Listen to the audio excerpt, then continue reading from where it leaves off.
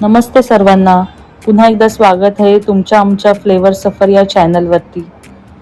आज मी घेऊन आली आहे सगळ्यांच्या आवडतीची अशी कोथिंबीर वडी। त्यासाठी मी घेतली आहे एक मोठी जोडी कोथिंबीर आणि ती आता मी स्वच्छ पाण्याने धुवून घेते। सगळी माती वगैरे स्वच्छ धुवून घ्यायची आणि त्यानंतर पिळून मी एका चाळणीमध्ये काढून घेते। पाणी पूर्णपणे निथळून घेतले।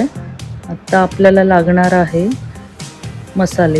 त्यासाठी मी घेतला आहे लाल मसाला, हळद, मीठ, जिरं घेतले थोडंसं आणि गूळ आणि चिंच आणि भरपूर प्रमाणात मी ते पांढरे तीळ ॲड केलेत। त्याने कोथिंबीर वडी खूप छान होते। आता सगळं एका मोठ्या ताटात मी सगळे एक एक करून ॲड करते। इथे मी सगळे घरातलेच पदार्थ वापरलेत, कुठलाच बाहेरचा एक मसाला ॲड केला नाहीये आणि सोड्याची तर बिलकुल गरज नाहीये। मी ते सोड्याचा वापर केलेला नाही। आता थोडं थोडं करून मी पाणी ॲड केले। आता आपल्याला ते चांगलं मिक्स करून घ्यायचंय। इथे तुम्ही बघू शकता जास्त पाणी वापरलेलं नाहीये। आता मी ह्याच्यात 1 चम्मच आलं लसणाची पेस्ट टाकते आणि त्यानंतर आपल्याला टाकायचं आहे बेसनाचं पीठ। तेथे मी 2 वाटी अंदाजे 2 वाटी बेसनाचं पीठ घेतलंय आणि नंतर तुम्हाला 1 वाटी बेसन पीठ लागणार आहे। आता माझं इथे 2 वाटी बेसन पीठ घेतलंय मी आणि हे सर्व आपल्याला मिक्स करून घ्यायचंय। ह्याच्यात शक्यतो कमी पाणी ॲड करायचंय आणि नंतर मग थोडं थोडं करून आपण पाणी ह्याच्यात ॲड करत जाऊ। छान मिक्स करून घेते मी। मस्त घट्टसर असं पीठ करून घ्यायचंय। आता तुम्ही ते बघू शकता छान पेटून घेतलंय पीठ आणि एकदम पातळ सुद्धा नाही आणि घट्ट सुद्धा नाही। आपल्याला अशा स्ट्रक्चरमध्ये आपल्याला पीठ ठेवायचं आहे।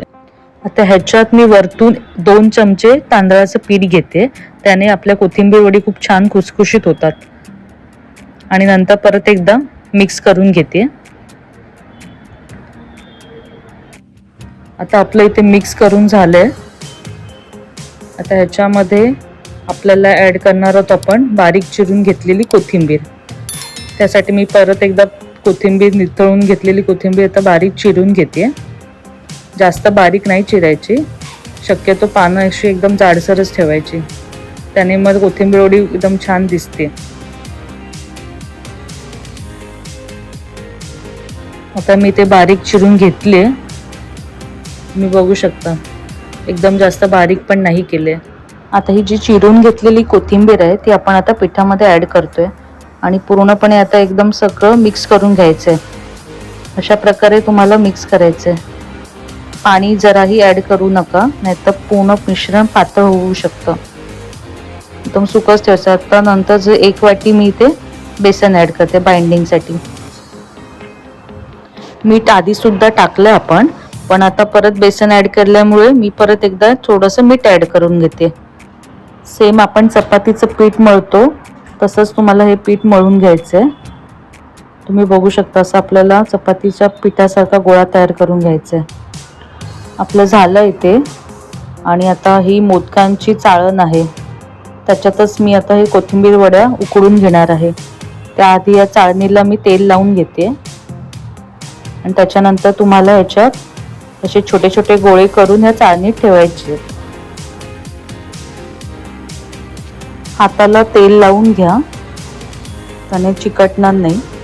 आता हे ह्याच्यात जे तेल लावून घेतलेली चाळण आहे त्याच्यामध्ये मी ठेवून देते आणि थोडं शेप देते। असे मी 3 गोळे तयार झालेत आणि चाळणीचे जे होल आहेत ते पूर्ण पॅक नका करू, वाफ जायला थोडी जागा राहू दे। आता आपल्याला हे सर्व वाफवून घ्यायचंय। तुमच्याकडे जर स्टीमर असेल तर तुम्ही त्या स्टीमरचा वापर करा। माझ्याकडे स्टीमर आहे, तो खूप मोठा आहे, त्यामुळे मी ट्रेडिशनल पद्धतीनेच हे वाफवून घेते। त्यासाठी मी इथे टोप घेतले आणि अर्धा टोप इथे पाणी घेतलंय। आता मी चाळणी ठेवत आहे। अशा प्रकारे इथे मी चाळणी ठेवली आणि वरती झाकण मारून घेते आणि वाफ जाऊ नये म्हणून इथे मी वजनदार असं काहीतरी भांडं ठेवते। इथे मी तवा ठेवलाय 15 ते 20 मिनिटं तुम्हाला मीडियम फ्लेमवरती वाफवून घ्यायचं आहे. तर आपली झाली तिथे 15 ते 20 मिनिटं. तर मी हे वा काय वाफ सुटले. बघू शकता आपल्या कोथिंबीर वड्या वाफवून झालेल्या आहेत. आता आपल्याला हे एका ताटात काढून घ्यायचे. तर थोडंसं थंड होऊन द्या, त्यानंतरच तुम्ही कट करा. आता हे कट करून झालं आपलं. मस्त निघालेत आपल्या कोथिंबीर वड्या.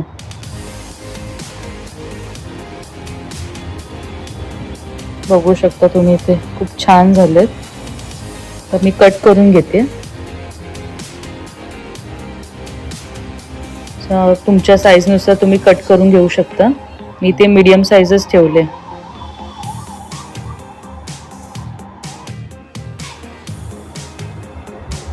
स्क्वेअर शेपमध्येच मी कट करून घेतले. आता आपल्याला एका कढईत तेल घ्यायचंय. तेल तापवून झालंय आपलं.